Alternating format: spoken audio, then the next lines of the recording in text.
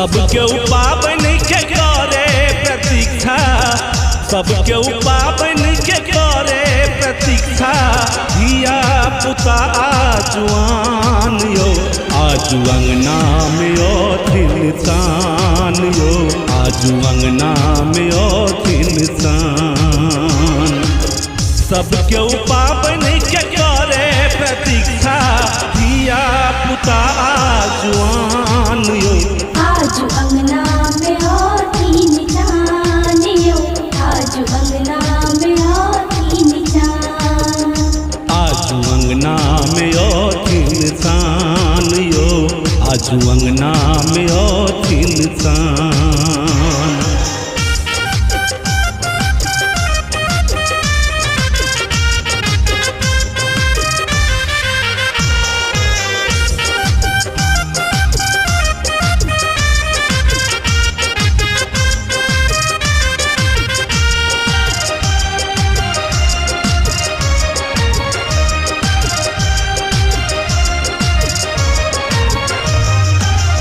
भादो महीना के उत्तम त्योहार यो, रहे छे व्रती निर्जल निराहार यो।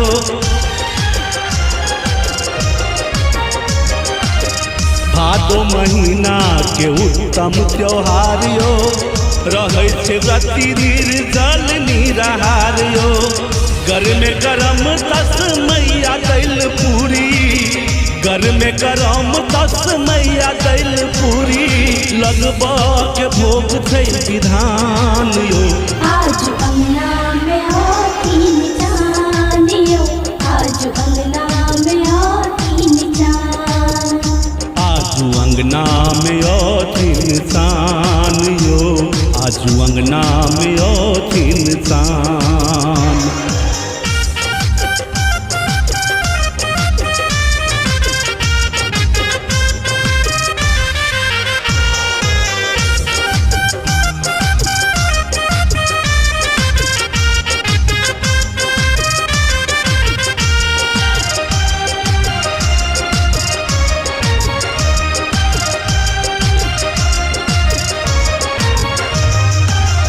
छप्पन भोग चंद्र देव लय बनाओल, माटिक पात्र में दही जमाओल।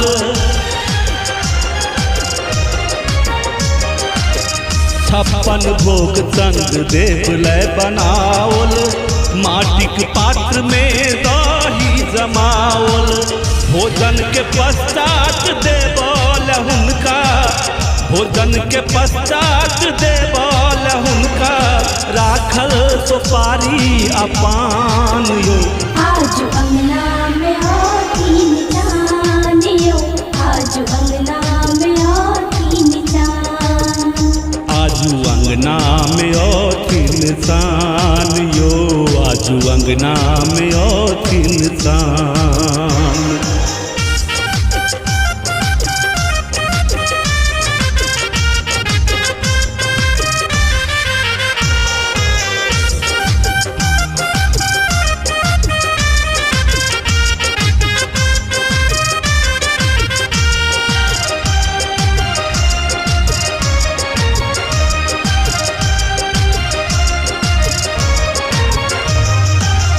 साक्षी कर स्कंद पुराण छै, जाहि में एहि उत्सव के बखान छै।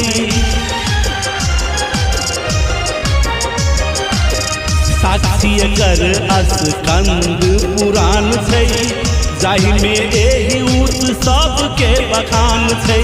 पोथी के पढ़ पढ़ ज्ञानी बतौलनि, पोथी के पढ़ पढ़ ज्ञानी बतौलनि।